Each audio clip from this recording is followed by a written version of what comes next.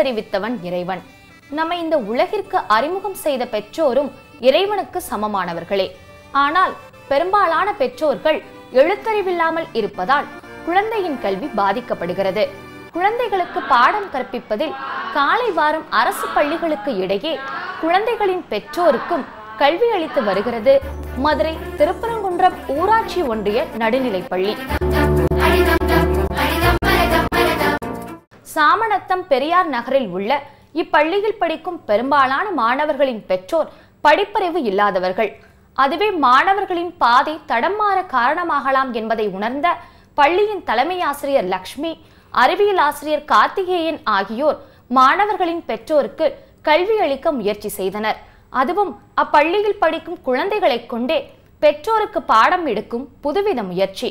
இவங்களுக்கு நான் ABCD, small letter, capital letter, ஆனா ஆவனா, அதுக்கடுத்து இக்கு இங்கு, மெய்யெழுத்து, உயிரெழுத்து, உயிர்மெய் எழுத்து, இந்த எல்லா எழுத்துக்களையும் இவங்களுக்கு நான் சொல்லி கொடுத்தேன்.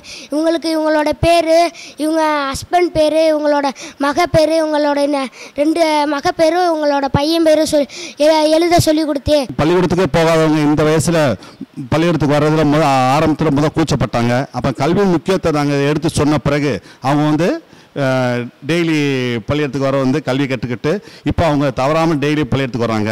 முதற்கட்டமாக 20க்கும் மேற்பட்ட பெற்றோர் கல்வி பெற முன்வந்தனர். உயிர் எழுத்து, மெய்யெழுத்து என தொடர்ந்த கல்வி பயணம் தற்போது கணிதத்தை கடந்து கொண்டிருக்கிறது. பிஞ்சு குழந்தைகளின் புரிதல் தங்களுக்கு புதிய புலமையை தருவதாக புலங்காகிதம் கொள்கின்றனர் இந்த மாணவ பெற்றோர்கள். பிள்ளைங்க ஸ்கூல் விட்டு வீட்டுக்கு என் பிள்ளைங்க என்னம்மா ஹோம்ஒர்க் எழுதுனீங்களா, எப்படி எழுதுனீங்க கேட்பாங்க.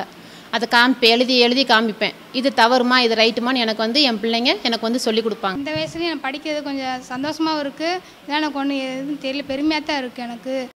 9 மணிக்கு பள்ளி, 5 மணிக்கு அடைப்பு என இயந்திர பள்ளியாய் இல்லாமல் தன் பணிகளை முடித்த பிறகும் மதியம் 3:30 மணியில் இருந்து 5 மணி வரை பெற்றோருக்காக சில மணி நேரங்களை செலவழிக்கும் இந்த பள்ளியும் அதில் பணிபுரிவோரும் பெருமைக்குரியவர்களே.